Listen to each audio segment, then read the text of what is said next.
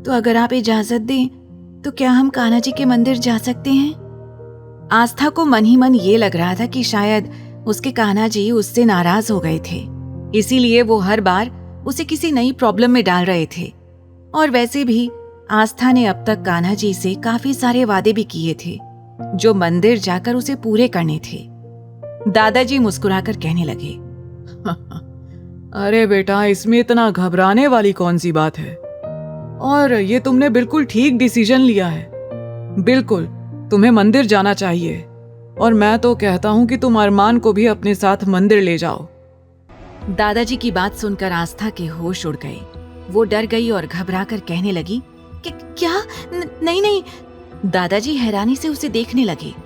आस्था अपनी बात को संभालते हुए बोली, वो दादाजी, हमारा मतलब है कि वो तो इतने बिजी रहते हैं, तो वो मंदिर कैसे जा पाएंगे? हम अकेले चले जाएंगे। आप हमें ड्राइवर के साथ भेज दीजिएगा, हमें कोई परेशानी नहीं होगी।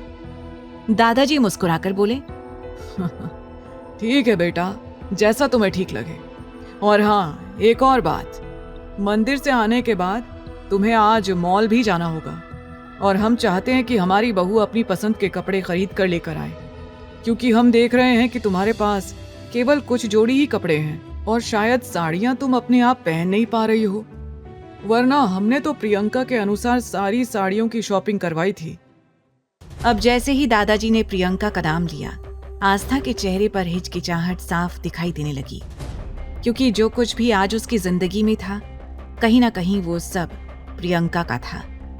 प्रियंका ही इस घर में बहू बनकर आने वाली थी, आस्था नहीं। आस्था मन ही मन में सोचने लगी, काश प्रियंका दीदी घर से नहीं भागती तो आज शायद मुझे यहाँ नहीं रहना पड़ता। मैं अपनी पढ़ाई पूरी कर रही होती और जल्द से जल्द डॉक्टर बनने का अपना सपना पूरा करती। आस्था अतीत की यादों में खो गई थी और उसकी आंखों के किनारे भी भीगने लगे। दादाजी ने उसके इमोशंस को नोटिस किया और जल्दी से बोले, बेटा, हम माफी चाहते हैं, हमने प्रियंका का नाम तुम्हारे सामने लिया। वो बस हम तुमसे ये बताना चाहते थे कि हमें तुम्हारी पसंद नहीं पता है कि तुम्हें किस तरह के कपड़े अच्छे लगते हैं, इसीलिए हम चाहते हैं कि तुम अपनी पसंद से अपने लिए शॉपिंग कर लो।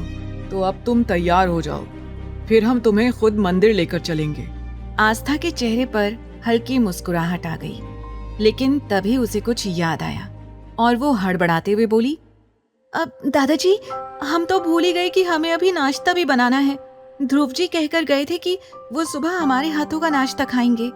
अब हमें किचन में जाना होगा। ऐसा कहकर आस्था लगभग दौड़ती हुई किचन की ओर चली गई। दादाजी आस्था को मुस्कुराकर देखते रहे, लेकिन आस्था के जाते ही उनका चेहरा एकदम सीरियस हो गया। दादाजी बड़बड़ाते हुए बोले, बेटी, चाहे तुम जुबान से कुछ मत बोलो, लेकिन तुम्हारी आंखें इस बात की गवाही दे रही हैं कि तुम यहाँ बिल्कुल भी खुश नहीं हो और इस घर में तुम एक कैदी की तरह जिंदगी गुजार रही हो। ये सब कहते हुए दादाजी का दिल भर आया। किचन में आस्था बड़े प्यार से सबके लिए अपना मनपसंद नाश्ता बनाने लगी। थोड़ी ही देर में अरमान के चारों दोस्त वहां पहुंच गए। जैसे ही उन्होंने हॉल में कदम रखा, आस्था के बनाए हुए खाने की खुशबू उन चारों की नाक से जा टकराई। आहान चहक कर बोला, वाओ, क्या खुशबू है! क्या ये हमारा ही घर है? आहान ये कहते हुए तेजी से अंदर जाने लगा। जैसे ही वो लोग डाइनिंग टेबल पर आए, उनकी नजर नाश्ते से भरी टेबल पर पड़ी और पास ही आस्था खड़ी थी। आस्था को देखकर वो चारों मुस्कुराने लगे, क्योंकि आज पहली बार इस घर में उन्हें खाना मिल रहा था, वो भी स्पेशली घर की किसी लेडी के हाथों का बना हुआ खाना। वो लोग जाकर नाश्ते की टेबल पर बैठ गए। ध्रुव ने एक्साइटेड होकर पूछा, भाभी, बहुत अच्छी खुशबू आ रही है, क्या बनाया है आपने?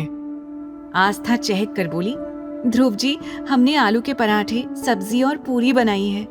हमें पूरी उम्मीद है कि आप सभी को ये खाना जरूर पसंद आएगा।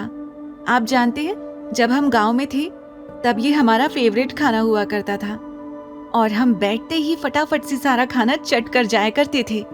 आस्था मुस्कुराकर एक ही सांस में अपनी पूरी बात कही जा रही थी और बाकी सब एक दूसरे को देखकर मुस्कुरा रहे थे। आगे की कहानी जानने के लिए देखें अगला एपिसोड सिर्फ पॉकेट एफएम के यूट्यूब चैनल पर। और तेरे इश्क में के सारे एपिसोड्स को सुनने के लिए डिस्क्रिप्शन में दी लिंक से डाउनलोड करें पॉकेट एफएम ऐप।